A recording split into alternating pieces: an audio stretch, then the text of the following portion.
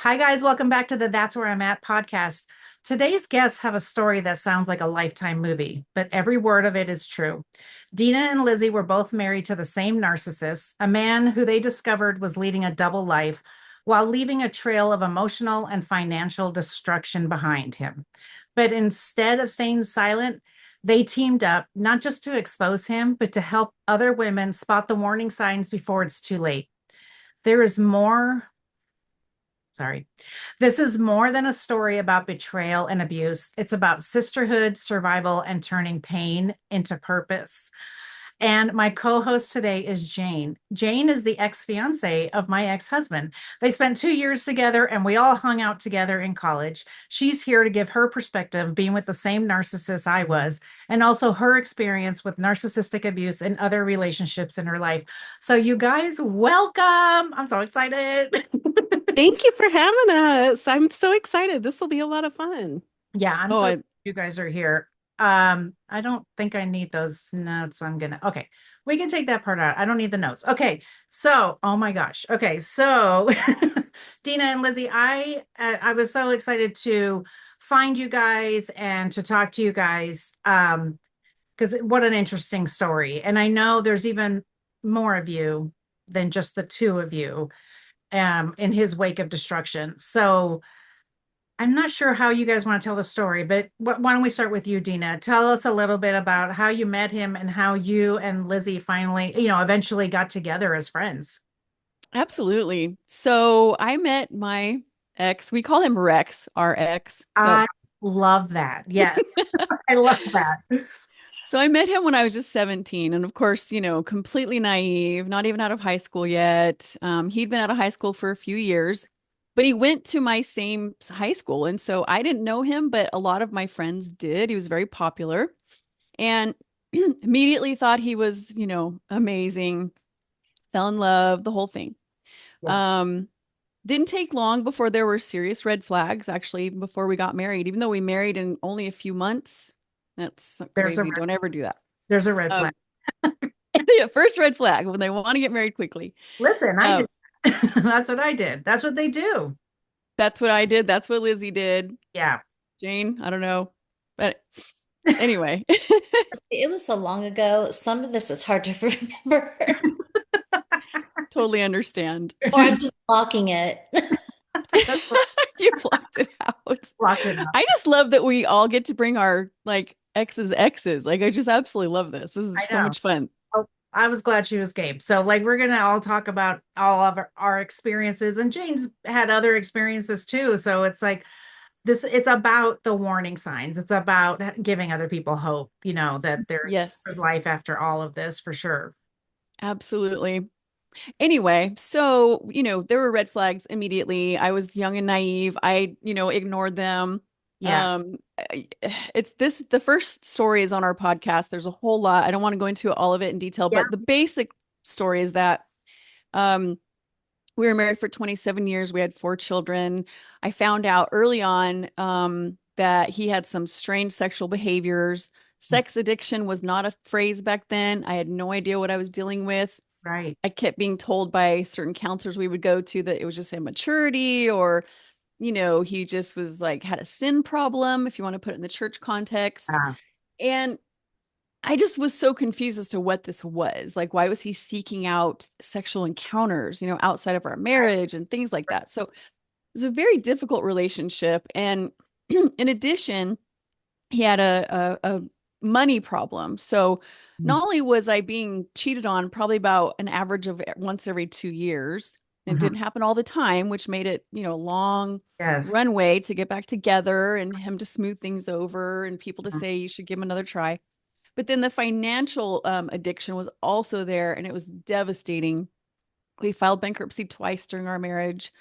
It was, eh, having 4 little kids, it was absolutely exhausting in every way. And then, then goes the gaslighting and the manipulation and Right.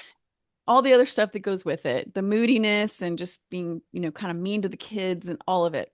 So Yeah. anyway, fast forward 27 years and I finally had enough and I said, I can't do this anymore. I'm Mhm. done. So I move on and he immediately gets on and meets Lizzie and My God. tells her that he and I had been divorced 2 years. We were barely separated, a couple, maybe a month, I don't know. Lies to her that I'm in another state. I wasn't, et cetera, et cetera. Oh, And so, she doesn't know. She thinks he's a great guy. She no reason not to believe him. And mhm. I know she'll tell you some of her story, but he just started doing all the charming things that he did with me, just making a Right. family with her. She had 4 kids as well. And it's just this great story. So, I want to talk about when you're saying that you ignored them. Did you really see them, or are you looking back and saying like, I can see the red flags now? Or did you really see some red flags, or did you see some behaviors that maybe people were talking you out of it, or that you were talking yourself out of it? great questions. So obviously being 17 years old, the red flags were, for instance, somebody said, he was with me when he started dating you. That was one. Okay. And, of course you go to him and he's like, that's crazy. So they give you Yeah. just such a great explanation. And then Yeah. I find out that, he's actually with a married woman. Before he met me, he was dating a married woman that was the wife of one of his best friends. But again, being naive, he tells me this whole story about how they didn't do anything. She was being abused by her husband. She was being beaten. And so he Okay. was friends with her to try to help her get out of that situation. So, I was so naive at that stage. Now, later on, after we were married and there were still multiple red flags going on, Yeah. I knew that they were problems. Then there was just no denying it. I had a Right. slew of those 900 sex calls, on my phone bill. Yeah. And he claimed that a neighbor kid came in every day for 3 months and made all those calls, which, okay, that was ridiculous. Of course, at that point, you catch on, but Yeah. then you don't know what to do with it, right? You're Right. pregnant, you got a baby on the way, Yeah. this guy seems to be a good guy, except for whatever this weird thing is. So I think a lot of times when we see red flags, we don't know how to categorize them. And the only person that we can go to, really, that's the expert, is that person to say, what is this? What are you doing? What's the Like, give an issue? explanation. Yeah. And that I always say I never wanted to look too closely at the sun, because then if I looked at what was going on, everything would blow up. And that was, so every time I would see something and he'd explain it away, I'd see it again. And I'd be like, if I start like checking his phone or checking his iPad and looking for messages, I know I'm going to find it. And then what am I going to do? My life will blow up. Right. And that's, Yeah. you make that choice. It's that survival mode you get into. Agreed, 100%. I was kind of the opposite because I did want to know. I Yeah. really, really did, because I just had this sense of, you Yeah. know, not integrity so much, but that I don't want to be in a relationship that's a lie. Like that was really, Yeah. really, really important to me. But, but then even if there's a problem, and then they're telling you, or he would sob and cry Yeah. and say, I don't know what's wrong with me. I don't know what. And of course he would minimize it and say, well, I didn't do all of that. I did this. So now you're dealing with something much smaller. So now you're trying to reconcile that. But then he would explain it that I'm going to get some help. And this is what he did. This is why I kept coming back to him multiple times, because he would, he figured out how to own it, Yeah. how to be sad about it, and then how to hoover me back in by saying all the right things and going to the right people to get the help. And then they would sit down with me and they would tell me that, there's so much hope for your relationship. He can get better, give him a chance. He would just like schmooze everybody. It's that trauma bond too, right? Because like that intermittent reinforcement of like, here's the good, I'm going to get help, I promise I'll do better, whatever. And then the abuse again. And so Yes. you're getting that intermittent reinforcement, intermittent abuse, and now we're in a trauma bond. And why it's so hard to just walk out the door. Because I think back and it's like red flags did not look like red flags. They were very like, what was that? Like, I don't know. Like, like what was, because telling me that I got married too fast didn't make sense to me. That's a red flag. Of course it's a red flag. That's how he married his next one. they got married right away. You know what I mean? So it's Yep. like, of course, they always are waiting in the next one. And that's for me, for sure. What happened with me was I got groomed because Jane and I were all friends. We were all friends in college. And when I look back, I'm like, oh my God, it's no wonder I started dating him. We were just groomed, ready to go. I was the next one. And it's embarrassing and heartbreaking. Lizzie, having heard the story, you heard some of these things too, didn't you? Like the crying, I'll do better, and those kinds of things. I I definitely did, especially at the end. He came on so charming. Yeah. See, I had already been single for 10 years Oh, between my first husband and when I met him, and I had dated and I had a couple boyfriends in between. But on the other side, it was like his dating was, I'm going to help you with your kids, taking them to sports uh, activities. We're going to go to the grocery store together, yeah, doing the dishes. And when you were a single mom of four boys yeah, and their dad was AWOL because he was too wackadoodle to yeah, even be able to be, a sustaining father at any point of life. yeah, So it spoke to my heart. Like that's how he wooed me. It wasn't flowers, it wasn't pretty words. Well, he did use a lot of pretty words because that's what he does, but yeah, it was here, let me take this for you. Oh, I got the dishes, or let me go grocery shopping for you. I got dinner for tonight too, so don't worry about that. I'll grill that. Oh, the boys need to go to baseball practice. I'm going to take them. So that's how he wooed me. So it was totally different. I mean, versus a 17-year-old woman versus 17, 18 versus a woman that is in her 40s. right. And I had been single for 10 years and I'm like, wow, this is amazing. Uh-huh. So, I'm thinking it's so hard not to believe it because he gave me enough fruit at that point to Uh-huh. make me go, he's really investing into me and my life and my children. So it was hard to even think differently. But Right. here's my red flag at that point. First of all, yes, it happened fast. Yeah. But in the beginning, I was petrified. Like I couldn't wait for him to leave. Really. And, my boys actually, believe it or not, now they would say it differently, but they were like, Mom, he's a really good guy. Look at him. He's doing this for you. He's doing that. Yeah. But in the beginning, I wasn't really into it because my first marriage was full of emotional, spiritual, religious abuse that I Okay. never wanted someone in my space. And all the other people that I dated, I kind of got to keep them at an arm's length. And I notice I kind of still do that, not intentionally. I think Yeah. it's just my own issue. Right. But it's hard to, after a while, to keep turning your head on someone that Uh, is speaking a language in a moment in a season of your life that speaks to you in all the right places. So we got married really fast too, which at that point I kind of knew there was something wrong with that. But even my dad, who was a discerning man, said he's just a really good guy, such a great man. And my dad, like, he's not like that. I mean, he was always so discerning about people, giving them time. But he would go meet with my dad on his days off, which was Friday, and they'd hang out because that was my dad's day off. And they would talk and hang out and do stuff. So my dad was definitely charmed as well. yeah. So after we got married, we were married for 6 years. I followed him around the country with his job, left my career, and then all of a sudden things got really weird. And it was interesting because I'm a school teacher. So I Okay. always had the summers off. Yeah. So we were on a motorcycle trip from the East Coast to the West Coast. The Mhm. best summer I think I've ever had. Like I had this fantastic time, got to see a lot, got to spend time with all the kids, his kids, my kids, whatever, and have fun. Get Right. home, I'm like a whole different person. He started going away on Saturdays. He said he was meeting with someone, from work, talking about our marriage, really working on our marriage. I'm like, what's wrong with our marriage? Which, I mean, I'm like, I don't know what Like, you're talking about, but I'm fine. So what's your right, problem?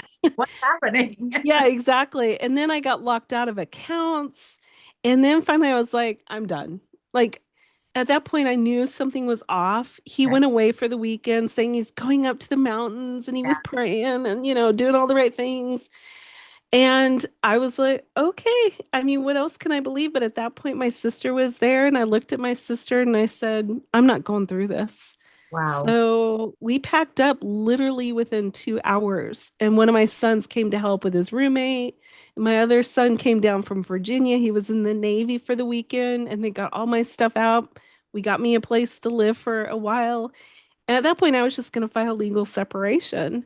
And then all of a sudden, I was locked out of everything pretty much. And then found out my credit was shot because I trusted him to take care of the bills. Right. I hate paying bills. Who doesn't? But some people that's their strength, right? So I Yeah. thought that was his strength. Right. Now I know differently, and that's something I tell Deana and I through our experiences Yeah. talked about financial abuse as Deana shared, and didn't realize he was not paying credit cards that were in my name. So I couldn't even get a place to live. So it was pretty much by my job, it was humiliating because I had just turned 50 and I thought this Yeah. should be a different stage of my life. This shouldn't be, oh, sorry, you can't get this because your credit is shot. You're so low, you're going to have to figure out something else. Yeah. Meanwhile, through all of that process and reaching out to Deana's son, letting him know, hey, I left your dad. I don't think he's mentally stable right now. He's talked a little bit about suicidal ideations, which, yeah, hindsight 2020, I probably should have reported that. But what do you do when you're in those situations? I think all of us understand that. And that's the thing is like now we know that, narcissists do that, right? They Yeah. threaten Yeah. that. And so it's hard because yes, if it's your partner, you want to do something, but they do that, right? And so Yeah. how old was her son that you told that you were leaving, that you were leaving your ex? Do you How old? remember how old he is, Deana? I think at that point he would have been about 30. Yeah, I think he was Okay. at least Yeah. 30, maybe a little bit Okay. older. Yeah. Yeah. The Okay. kids were grown and they would come visit Lizzie. So they knew that she was a really good woman and they would tell me, like, Mom, she's a good woman. Like, he picked a good one. Oh, that's really good. And so then, Deana, did you have concerns about that? Like when you're hearing she was a good woman, did you have like concerns? Yeah, I still, this is definitely a point of contention in myself. I still feel bad because, What could you do? I well, mean, I mean, I could have said something. Here's the thing. My oldest daughter, who's one of those, like, she probably should have been a lawyer. yeah. She told me, she said, Mom, she said, Dad is lying to this new woman. He's Oh, told her, all these things, that he's divorced and all these things. And he's warned us that we're to keep quiet at the wedding, oh, that we don't bring up his past and everything he's done to you. And she's like, you need to say something, Mom. You need to say something. And I was like, hey, I really think that she's going to look at me and think, crazy ex, you're just a yeah, crazy ex. And then, I mean, it's not like they're little children and will be in their each other's lives, but I yeah, still don't want that to happen. And I just felt so uncomfortable even with the idea. yeah, And I didn't. So I really do. I wished I would have gone back because now we kind of talk about, Lizzie and I talk about, even on our podcast, like, it may not be a bad idea to even talk to an ex. It may yeah, not be a bad idea because every narcissist is going to say their ex is crazy. They're right. going to do it. I So know. I And understand there's nuances. yeah, that's the hard part, I think, with that. Okay. Yeah, it's so hard. Like, what do you do? Because I have women who say all the time, should I warn the next one? I'm like, what are you going to do? Like, there's nothing, you're already painted as the crazy ex. I'll tell you that right now. Guaranteed. I think Agreed. I think how I would pour this wisdom into other women, Okay. especially women, Yeah. is obviously the ex can't always feel comfortable going to the new person. Yeah. But maybe if we all just feed the idea that if you see red flags, Yeah. it may not hurt to reach out to the ex. Okay. If you see red flags that just are, because yeah, you do need to kind of go into a relationship, kind of giving it 100, and you don't want to just go out of the gate talking to an ex. But Yeah. if you're seeing something that kind of causes, I think, a disquiet in your spirit or whatever, however you feel, or Yeah. in your gut, it why not? Yeah. Maybe Ex- not the ex, but maybe the Yeah. person dating that other person. That's Okay. my thought. And so, okay, I want to hear from Jane because so when Jane reached out to me, we hadn't talked in 30 5 years, I think, because we were Yeah. friends in college and then we lost touch. And also, I married her ex-fiance, I don't know. That Girls, wasn't awkward at was all. that went out the window. And literally she's like, can I call you? And I was like, oh my God, yes. And I couldn't even say hello or anything. I was like, why did you guys break up? I need to know immediately. Like, she said, I found you. I was looking for you guys. I found you. She found my podcast. So I'm like, well, so you know how we're doing. So you know how things are going. It was pretty clear at that point. Yes, it was very clear what was happening. So what did you see, if anything? And maybe it wasn't anything because you guys were together 2 years though. So we did see some of the same things. Like, what was your experience? And it's interesting because when I talk to you now Mhm. and think back, I mean, I didn't tag those as red flags by any means. I'm like, oh, you know, I need to do better. I need to be more attentive so he won't flirt as much. Yeah. That was one of our biggest recurring arguments is his flirting with other women. And after talking with you, Laura, it's Yeah. like, Yeah. yeah.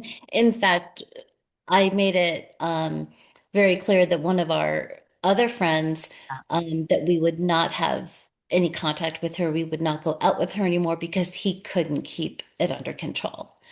Yeah. Um, he would, even over one summer, and I was just thinking about this today, over one summer, he would always talk about his boss at work. And it was, my boss this, my boss this, my boss this. And I kept thinking, what is so amazing about this Yeah. boss? Because that was our whole conversation, all his time at work.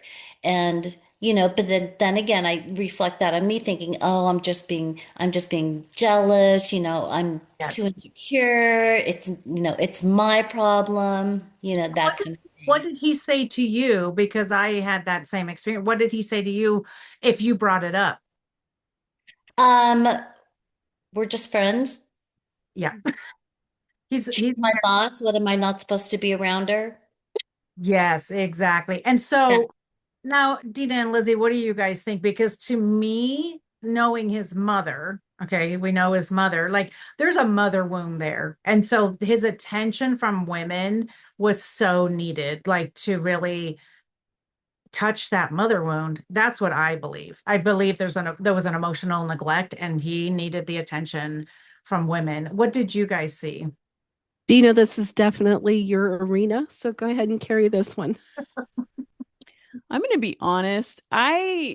His, he was the baby and he was like his mother's and her new husband's son, and he Oh, was adored. So I really truly could never, you know, yeah, trace this to some unmet need or wound in him. yeah, It was just that he was so self-absorbed and so self-centered that, even though he wasn't like one of those narcissist types that, is just walking around looking in a mirror and always wanting everybody to talk about them.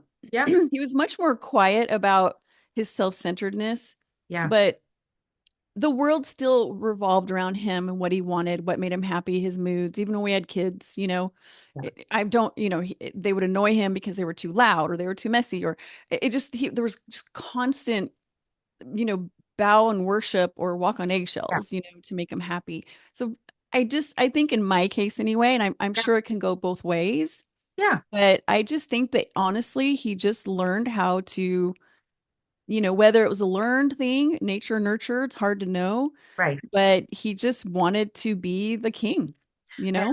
yeah, well, and that's exactly it. And when you have a covert, like they're one way out in public, right? And I had that same experience. And I know Jane did too. It's like it has to be it has to be their way. This is the way it's going to be. And you're just being so difficult? Why can't you just let it go? Why are you harping on this situation? Why aren't you just doing it the way I'm telling you to do it? And so it's so funny because he'd say, like, you're so controlling. Then now looking back, I'm like, okay, you were the controlling one. It had to be, his way or the highway. And that's very typical for narcissists. And then also for you to hear that you're the one who's the problem, that you're the one who's being controlling when they're in the process of controlling. Okay, so Deana, then when did you and Lizzie, talk or connect? Was it after Lizzie got divorced? No, it was right when my son, when she Oh, let my right. son know, Yes. when she let my son know that she was leaving, he Okay. reached out to me and said, "Mom, I think it's time that you tell Lizzie Oh, what's going on yeah. because, she's going through all this stuff and she just doesn't know what the problem is. She Yeah. needs to know what the problem is." Yeah. And so at that point, of course, me feeling torn about not telling her at the beginning and her going through all of this stuff because she went through a lot of stuff during the marriage too, Yeah. not just at the end, but she's very good at like always looking at the bright side. I, I noticed that. Yeah, she does. She's like, Lizzie, we had a let's great show us marriage. that. Come on, get it together. I mean, he did. Whatever. The glass is always half full. Yeah. Fine, whatever. I mean, she had it better than me in a way, but I mean, she also filed bankruptcy with him. He also did some gross, cheaty things, but she I was always pissed off at all those things he did. She just was, she took those things much better than I did. Anyway, okay. So the point is that I reached out to Lizzie and I told her everything. I mean, I just said, here's what happened Yeah. and told her all of the treachery and all of the awful, Yeah. gross sexual things he did with all these people and everything. And it just connected all the dots for her. And it Oh, was very validating for me as well, because, even after 27 years, you always have that little shred of doubt. Like, yeah. was it just with me? Like, would he be something different with somebody else? Kind of like Jane was saying, you just kept looking at yourself, because I was also accused of being insecure and jealous and Yeah. judgmental and critical and all the things. But boy, I tell you, like once it happens to someone else who is a wonderful person, you're like, okay, it's not just me. I was right. So crazy. And I have to say that the talking, I don't know if I said this to you, Jane, or not, but talking to Jane was the most healing I had. Out of all I've been doing this for 3 years, doesn't matter. The minute I talked to her, I was like someone who knows exactly what I went through, not just some other narcissist, but the exact one. So I'm like, oh my God, okay, I knew I wasn't crazy, but to hear like the same thing, I don't know about you, Jane, but how that felt to you. Yeah, absolutely. And I mean, I only had 2 years, with them. Yeah. Um, but in talking to you, you know, I mean, one of the reasons I was looking for you, Laura, is because I was going through so much self-doubt because I've been through two marriages, right? And I'm thinking, oh, did I give up the best thing in the whole world in college?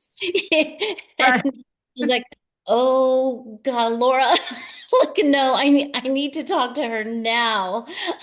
Just Right. because, like you said, at the time I didn't see those as red flags. One of the things too was, I mean, I remember breaking up with him and saying to him specifically, I can't give you the time that you were demanding of me. Yeah. Um, because he wanted all of it. And Right. at the time I think I was starting my student teaching, carrying whatever, had all these other jobs because I was paying for myself and I just Yeah. couldn't give him the attention he needed, and so that was making him mad. But Yeah. And I mean, I'm like really impressed that you were like, I just can't do it. And then that was it. It's like, I'm just impressed. well, I may have dodged that bullet, but I got hit by a few more. You got some anyway.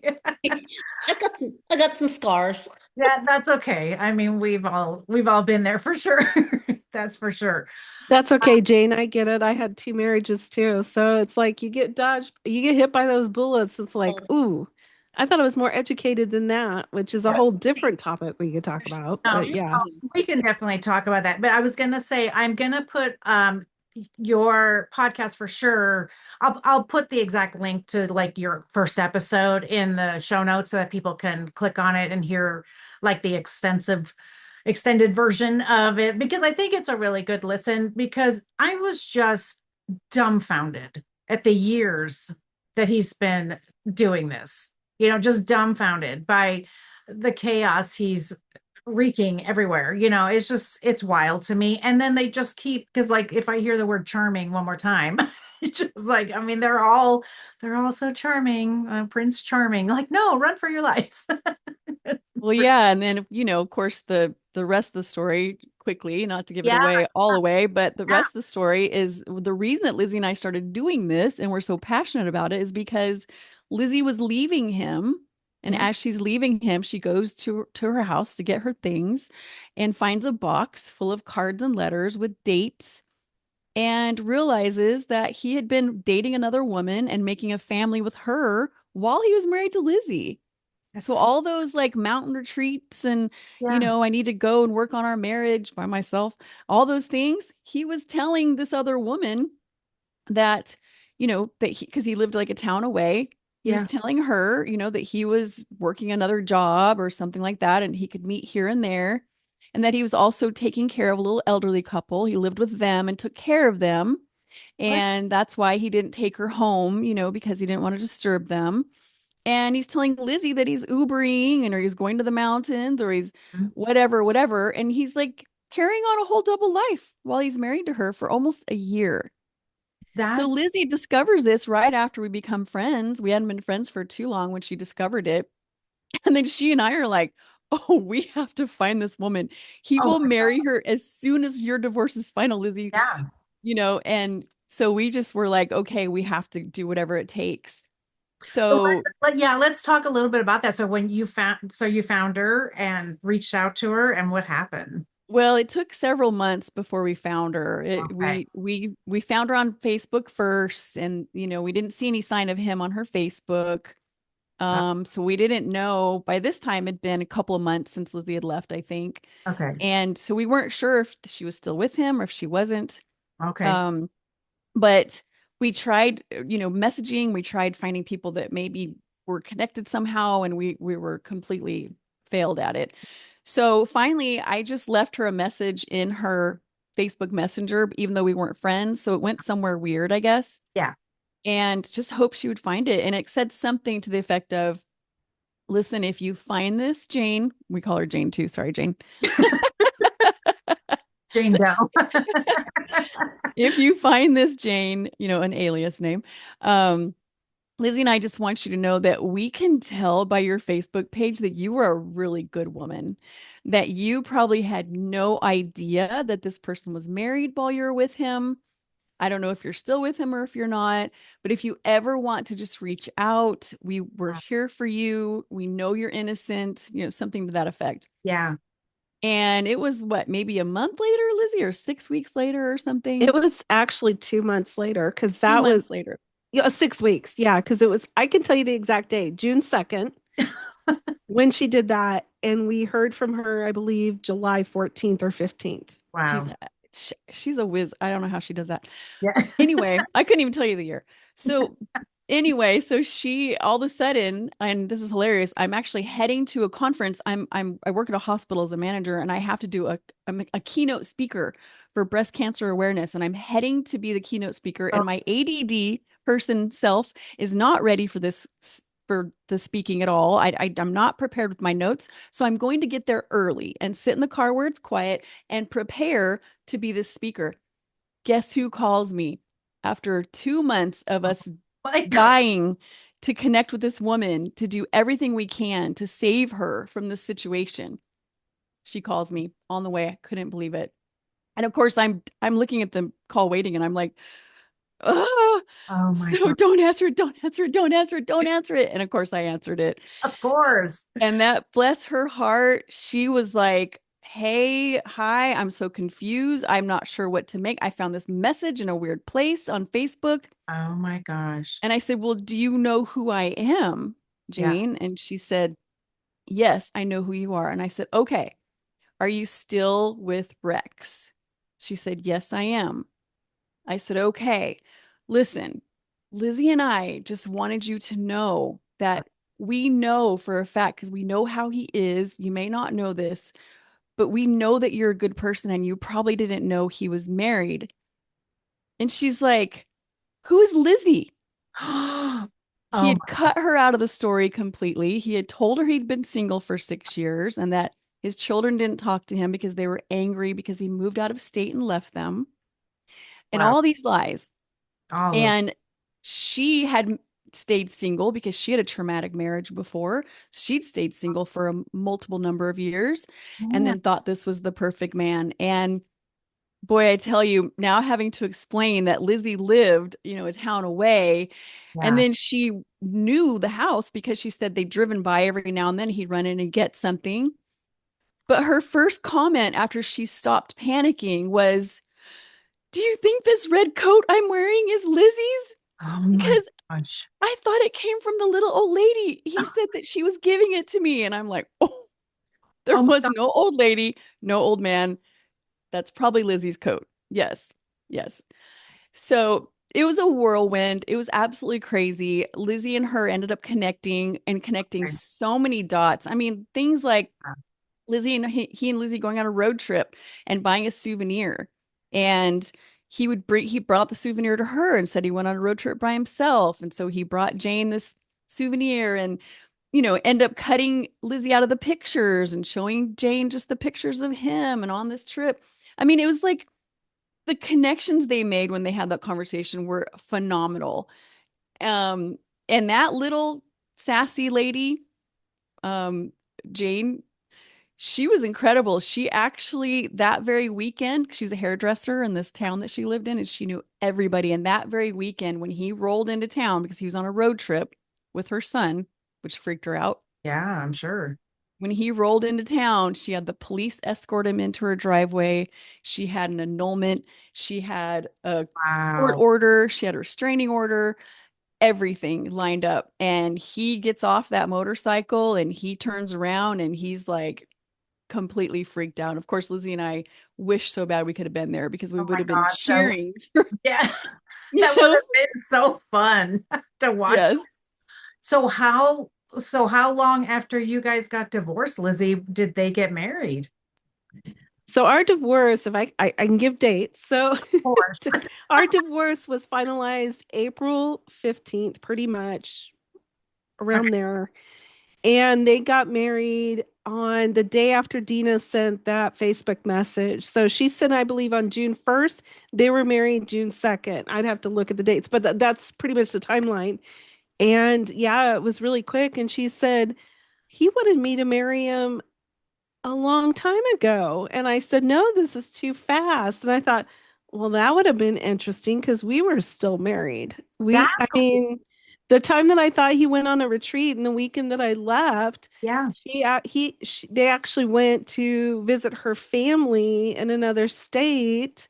And he was asking her to marry him right then and there in her backyard, in her sister's backyard or something like that. I was like, when she told me that, I was like, are you kidding me? That would have been a bigamist, right? Is that the right term? I Yeah. mean, I mean, to that's do so that, wild. That's so wild. isn't it? Exactly. That's And really wild. Yeah. And then when you look at the pictures, I've kind of done a lot more to my hair since I left Rex. But if I look at her pictures, because in the box of cards that I found, there were some pictures of her, and I found other pictures, and I was like Sherlock Holmes for a couple hours. But For I sure. was just amazed how we all looked alike. We were similar. Wow. It was just amazing because there's times that Deana and I look more alike than others. So you know that he has a type. And then you add the third person and you're going, oh my goodness, this person looks like us too. Really? It's That, crazy. Yeah. yeah. Absolutely unbelievable. Yeah. The And three of then he ran off to them look wife the number four. So same. What? four families. Yep. As soon as she divorced him, Jane, he ran off to wife number four and got with someone who was friends with his sister in another state. Yeah. And married her immediately. Oh my gosh. Oh my gosh, the turmoil. I want to talk about, okay, so I always say this, we don't blame for abuse, but we sure look at the patterns or the things that we feel like we needed and what attracted us or what we were getting out of these things. But we don't blame for abuse. But do you guys know what I'm saying? Because I'd love to know what do you feel like in you? All of us are going to answer this question. What do you feel like in you was the way you were then to who you are now, and what has changed in you? And it doesn't have to, doesn't have to be like every single thing, but do you know what I'm saying? Who would like to start? I'll start. Okay. So the first thing that I can say that I had a huge epiphany about Yeah. after we divorced was I read a book, an older book called Women Who Love Too Much. And in that book, what I learned more than anything else was that oftentimes when we have something in us, whether it be low self-esteem, whether it be a need to be loved, whether it be fill in the blank, could be anything, we get attracted to somebody who adores us. Yes. And we measure that as our scale for being attracted back to that person because they are, they're putting us on a pedestal. They're giving us, they're feeding us all the kind things, all the wonderful things. They admire, adore, all the things. But what we're supposed to do as women and humans is we're supposed to look at somebody that we adore and we admire. Yeah. Regardless of, blocking out all of the love bombing and all of the emotions and all the things. What do we think about this person? Right. Do we think they're incredible? Do we think they're admirable? Are they respectable? Do they have a strong character? Yeah. Do people around them trust them and think highly of them? So that was one of the biggest things that I took away.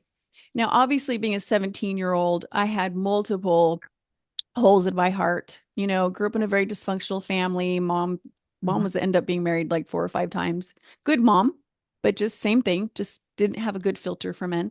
Yeah. So I think just having a bad filter and just having, not the right role model for what love really looks like can make you really settle for something that feels like love and is sort of a counterfeit for love, Right. I so resonate with that part of like, the external validation. I lived off of that, and I was 18. No, I'm sorry. He was 18. I was 19 when we met. And so it's like, we're so young. Like, so none of us had a full brain, it's like, and I definitely had that need to be loved. And of course I was being sold that, right? It's like, oh, look, a boy is paying attention to me. And I had that with my high school boyfriend as well. And just such a need to be loved, and that's what I lived off of for. And so that to me, when I was getting the external the intermittent reinforcement, right? So like that trauma bond was really hard because he would be happy with me sometimes and then he wouldn't, and that was so hard because I had such a deep need to be loved. I never felt understood or listened to or anything growing up. And I did have the model of, my parents were together 60 years. And so I had that model, but also our parents didn't have the same choices that we could make, right? They didn't have the same opportunities that we have. And then in Gen X, we are Gen X, unless you were being hit, you weren't really in abuse. And I don't know about you guys, but it's like when you get married, you want to stay married forever. I mean, that's why else would you get married, right? And so that's what I wanted.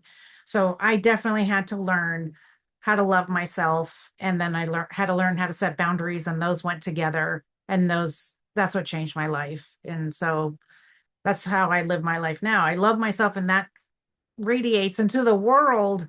I don't just walk around loving myself. So that's what happened to me, the changes I made. You guys? I love that, Laura. Well said. Yeah. Thank you for that. So when I'm thinking about Laura, our ex, Yes. the other Rex, Yes. Right. my parents, I mean, to start out, my mom was narcissistic. She absolutely was. And she demanded all of my dad's time. And so that's the model I had Oh, of marriage interesting. should be. Yeah. And so, our ex comes along and oh, look, he wants to spend all his time with me. Ooh. And then it was, oh, he wants to spend all his time with me. Right. Because then you saw that. Yeah. Like, wow, don't know if I can do that or not. So I was working off of a relationship that had a narcissist in it anyway, and thought that's what it was supposed to be, what all relationships were supposed to be. And then, that old adage of, well, if you don't meet the person you spend the rest of your life with in college, then you're pretty much screwed. Oh, Right. And so everything just kind of fell in line until he wanted to spend all his time with me. And then I couldn't do that. I would say though, probably, in from the person I was in my second marriage, when that started to now, I've probably done the most growth and learning to self-love, you yeah. know, as I tell, my kind of go-to when people ask, how are you? I say, oh, I'm dazzling, of course. Right. So, so I just have to remember to keep that dazzle, and Right. Yeah. reflect, give it to the world rather than look for someone who will confirm that or validate that for me. Yeah. And let me tell you, like all of us, like you guys are all such beautiful people, inside and out. And it's like the but that's part of what they like about us anyway. So Lizzie, what kind of changes do you feel like when you were in the relationship and then after? Well, I can really kind of focus on obviously Rex, but Yeah. after coming out of such an abusive first marriage, and I'm like you, Laura, my parents were together for 6 years. They Mhm. had such a good bond. I feel like I had an incredible role model of what a couple would look like. So I thought I knew. Right. And then when I would date after my first husband, and for those 10 years, I would use my filter was the filter of what my first husband was like as the only red flags. That if I had realized that there's other red flags besides what I was living with in my first 14 years of marriage, Right. then I would have chosen different. But it was his need to help. He came along beside me. Mhm. It's like, when you look at the ox who carries their cart, I Yep. was a single mom with no help. I had support, I had a village, but it's not the same. It's all Yeah. the basic, agreements, or hey, you can go do this, or if you make a bad choice. But you notice that when there's an ox in the cart, there's two oxen. Yeah. So I was doing the job of raising these four children with one oxen. So all of a sudden, I had this person come beside me and say, "Let me help you carry that load." Yeah. And I was like, oh. At that point, I lost all of my perception, I think, and my discernment because he came along beside, and that's how he charmed me. I learned there's a difference between charm and character now. Yes. And so obviously I also had to learn that there's a difference in red flags. There are so many different red flags that if we don't learn them, Yeah. then it's so easy to get sucked in. It doesn't matter if you have a doctorate, it doesn't matter if you're a lawyer. It happens to the most intelligent people on the planet. It really does. It really does. And that's why, one of the reasons is they do use the way that we are, right? To mirror us, right? And that's the hardest part because you're really falling in love with yourself because they're mirroring your qualities. And it's just, I hate that. It's heartbreaking, because they don't come in with a sign that says, hello, I'm here to abuse you. They come in as everything you ever wanted and as everything you've ever needed. And it feels familiar. And it's heartbreaking. It's heartbreaking because, and I can't even think back to when we met. And because all of a sudden he wants to get married and have three kids, because I wanted to get married and have three kids. And I don't know who said what first, but I'm very open. I'm sure it was me. And that part I think is hard. And it's like people don't realize that's part of the love bombing, that's part of the whole cycle of abuse. Just mirroring you, listening to you, right? And Lizzie, him coming alongside you, knowing you needed somebody, and that's how he was going to do it. Yeah, absolutely. And it's amazing when you step back Yeah. after the 6 years, things that bubbled up Yeah. towards the end. Yeah. I was actually more fearful because you realize you don't know that person at all. Yeah. You're right. You know an image of yourself because that was the perception you were given in that relationship. Yes, exactly. And that part's really heartbreaking. And I wish we had a lot more time, but we don't. And so I want to talk a little bit. I want to get to like let's give everybody a little bit of hope and talk about what kinds of things you guys did to well, why you started talking about it. There's a bunch of questions going to be in this that I know you can do it, but why you started talking about it and what were you doing on your healing journey besides talking about it to heal what you had been through? And so what kind of things can you give the listeners some hope for? I know for me, I I did a lot of journaling. I Yeah. also, in my journaling, I was really big on writing three blessings or Yeah. three positives that happened in the day. And it could be something as simple, hey, I got up and I got through work. But Yeah. then you kind of, when I started having that mind frame in the midst of my grief, I would go, it's a beautiful day. Look at the beautiful blue sky. Look at the birds that are singing. You really become present in your surroundings and really feeling, not just seeing, but the more you feed that into yourself, the Yeah. more I would also begin to feel that positivity and that blessing because they're there. They're all around you. Yeah. And it's so hard when you're in that dark space. It really helps change your brain chemistry because when we've been in abuse, we were getting a little bit of brain damage. And listen, our brain can be healed. And so doing all those things, doing so many things, there's so many things that we can do to heal, holistic things. We can do prayer, meditation, all the things, affirmations. Journaling was instrumental for me as well. I don't think people realize, people say, like, I don't know what to journal. It's like, just do three blessings, three gratitudes. Just start there because you're right. When you start having to look around, I did something similar. I got up one day and said, great job getting out of bed. And I didn't, people would call me, how are you doing? I'm like, I didn't cry this hour. And that's okay. I think we're waiting for the big, like, monumental thing. It's like the little wins add up to the big wins. Just take one step, one foot in front of the other. Sometimes you'll fall back, and that's okay. Go, keep going. It's okay. What kinds of things did you guys do to yeah, Jane and Deana, to heal, to really heal yourself? Well, for me, my healing journey started before I left the relationship because about two-thirds the way in, I finally got the epiphany, probably 22 years in, Yeah. that I could not change him to make myself okay because that's what I was working on, right? I was working on him.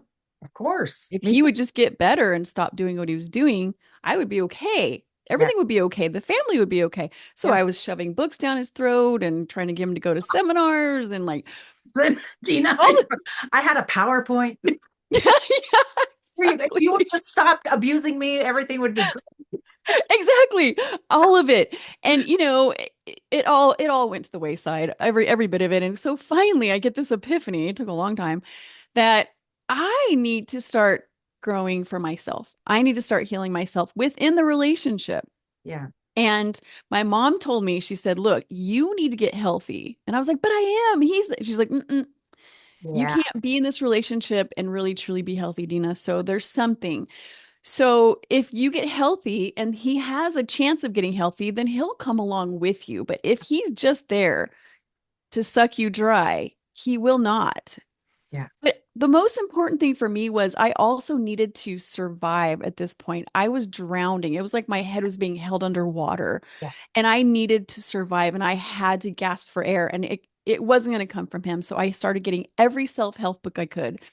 I studied codependency. I studied self-esteem. I studied, every book I could get my hands on, everything I could do. At that point in time, I didn't have money to go to a therapist. Yeah. Couldn't do that. Had my own business. And so I just started growing. And that is what enabled me to heal and to start getting my own 2 feet and understanding what I was going through, because I was so confused and befuddled as That's to his behavior, you that's know? it. But that's their whole gambit, right? Is chaos and confusion. And so you really think, and they're also telling you, like, Mm, if yep. you would just fix you, what they're really saying is, if you would stop holding me accountable, that's really what they're saying. If you would stop holding me accountable, everything would be fine. I heard for years, if you were just a better wife, we would be fine. And so, oh my gosh, therapy, self-help books, all the things. I did all the things. And the last time I went to therapy was where I found my voice and started. I didn't understand narcissistic abuse, but I was like, I can't do this. Like, what if I have to live with him for 40 more years? What? Because my parents were together 60. His parents are still together. What if I have to live with him for 40 more years? What's going to happen? I'm like, I won't make it. I won't make it. And that was really a sad thing to even think. Who wants to live like that? Like, people say, like, oh, you just run out the clock. Run out the clock. I'm 55 years old. Why would I run out the clock? What does that even mean? I'm not going to do that. For the sake of saying you're married, that wasn't enough for me, right? Had to think about myself. I had to save myself really at that point. Jane, what kinds of things did you try? It doesn't matter when, but when you started healing. Um, Actually, everything that the three of you have already touched on, a little bit of all of it. The main thing was I had to change the narrative that I would always run through my head, because I would always make it my fault. I'm not Yeah, this enough. I'm not that enough. If I'm just more of this or more of that, yeah, then see how amazing I am and want to be in my life, yeah. and it had to become, and there's been a lot of silence, and me understanding that silence really does say a lot, and um, me, again, part of that changing of that narrative is, um, do you show up? Are you present? And are you consistent? Yeah. And those are the things that I've had to work on, not chasing that consistency, because Love that. I'm not the one withholding it. Yeah. So, I love that. That's such a big mind shift, right? Mindset change, because if I didn't know that your actions and your words should match. I just didn't, because I don't know if you guys heard this, but always like, well, just look at my intention. My intention wasn't to hurt you, but it's like, but you did hurt me. It's like, you did do these things to hurt me intentionally. So it's wild to me. So I want to ask you guys, when did you decide to start talking? Oh, you mean on our podcast? Yeah, I mean, like, why did you even decide to start a podcast? Like, what made you do that? Well, I think it was somewhere between him having, a wife while making a family while he had a wife, somewhere between finding out that Yeah, and him running off to wife number four. Somewhere in between that Lizzie was the one actually that said, Deana, I love it. we are going to tell our story Yes. and we are going to help other people and this is going to happen. And she almost pulled me by the ear and was like, we're going to do this. And at the And Deana's time I like, had a very nice mm-hmm, career uh-huh. making 6 figures. I mean, I was doing very well in healthcare. Like I didn't really have any aspirations of doing this full Right. time.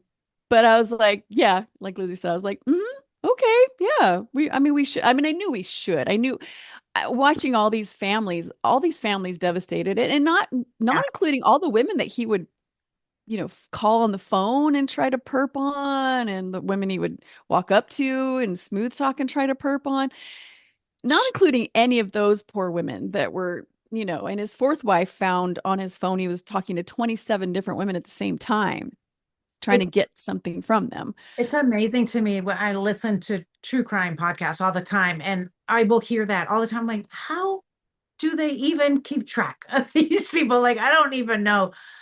It's wild to me. But I I know. will tell you, I was just going to say how they keep track is they use a generic name.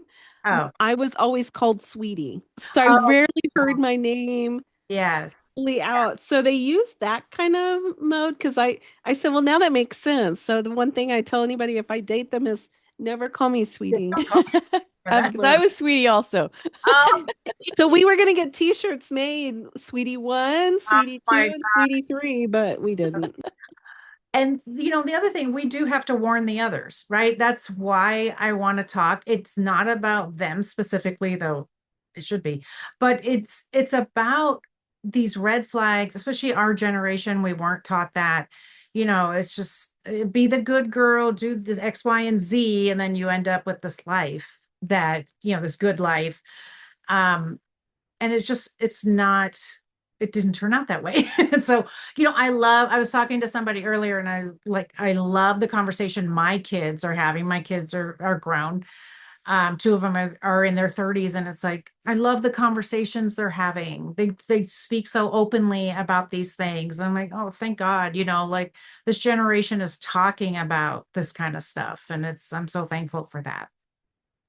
Yeah, I will say that all of my kids have married very well Oh, because of this situation. I mean, not just because of it. I mean, one of them was married before it happened, but I'm just saying that they've really seen the discernment that needs to happen and yeah.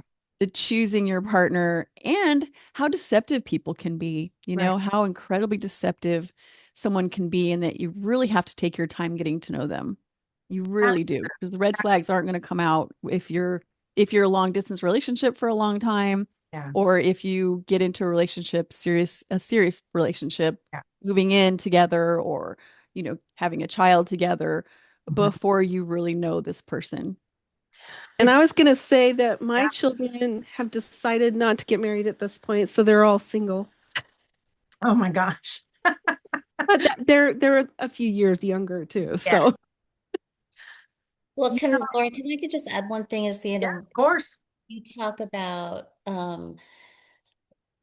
letting other women know what these signs are, Yeah. because I had to look back, right? And even in hearing your stories, I look at this most recent cesspool I'm in and thinking, okay, I'm not crazy. It really is happening because, Yeah. you know, in and when I was with our ex, um, I would talk to my parents about it, and Mhm. they reinforced that I was the bad one because when we actually broke up, they came to town and took him to breakfast. But oh well, Him to breakfast. Oh my gosh. oh Uh, well. No, Toxic parents, a whole other episode. yeah, like 'cause- and that was my role model. But Yeah. really, it's also it's helped me change that narrative in my head. Yeah. Knowing I am and not the crazy one. It's not just me overreacting. It's actually happening. Yeah. So thank you for talking about it. It's so good because, like, all the red flags, we've talked about red flags that I talk about on every episode, but we've also talked about other red flags that I haven't. And I'm just thinking about, like, the episode that was out today. We talked about some red flags that I haven't talked about before. And this is why we have to keep talking, because it's so important, because it might not be a red flag. I'll post videos on social media and people will go like, oh my gosh, another level unlocked. Didn't realize. And that's not to, like, scare anybody, trigger anybody. It's really to just, like, this is abuse. This is what it looks like. And this is how insidious it is, and why we have to just be aware so that we're not looking around for our external validation, and we can start looking inward, start loving ourselves so that, we don't get stuck in this again. I, 100%. And they say that if a woman is with a narcissist or even a very toxic person, yeah, they are more likely to be with a second one than less likely. And yeah, so that shocks a lot of people. But when you start looking at all the statistics and we start talking to women who've been in more than one yeah, toxic relationship, you realize, okay, we just get deceived, like you said, about, yeah, okay, I know the signs because I was with a toxic person. yeah. Yeah. Well, guess what? That chameleon can change into a whole different prince that walks in the door and looks nothing like the first one. Exactly. Yes. I've had multiple people on my show who've been with more than one who said that. And they, that's why we have to write things down, what I call the shit list, write things down or record yourself, whatever. When you feel off, to say like, is this what's really supposed to be going on? Because I'm feeling a little crazy. And I've had so many people talk about that to help us like gather our thoughts and figure it out so we don't keep repeating the pattern. And if I could just give one tiny, quick, super quick disclaimer. With my current husband, we've been together now married for 12 years. And I will say that he is a wonderful, wonderful man. But I went into that relationship with crazy amounts of trauma. And I saw every red flag possible with him. Yeah. So also be careful, because if you are with a wonderful person, your filter's really messed up and really broken. Yeah. And so you need time to regulate. Yes. You need time to figure out what normal looks like, what normal is, and not push everybody away immediately. So that's a whole nother topic, but yes, that makes so much sense. I know we could talk all day long. We could do an entire 2-day retreat on on all these. So I'm telling you, we'll have to talk about that. And I'm so sorry that we have to say goodbye. You guys, thank you so much, all three of you guys, for being on my show today. I'm so thankful. Deana and Lizzie, the Matadors, we're going to put all your information in the show notes so everybody can connect with you and listen to your story. But just real quick, tell me where everybody can find you. Surviving Toxic Relationships. We have a podcast and we also have a YouTube channel. We also have a public Facebook, and we are also on Instagram. And LinkedIn. So any of those, you can find us on Surviving Toxic Relationships with the Matadors, because the Matadors spot red flags and escape the bull. That's where that came from. I love that so much.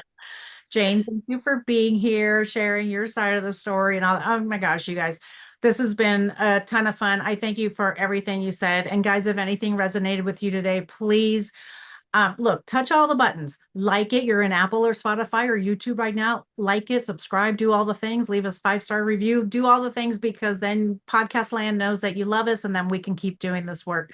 So thanks again so much for being here, all three of you guys. I appreciate you. Thank you, Laura, for having us. Thank you, Laura.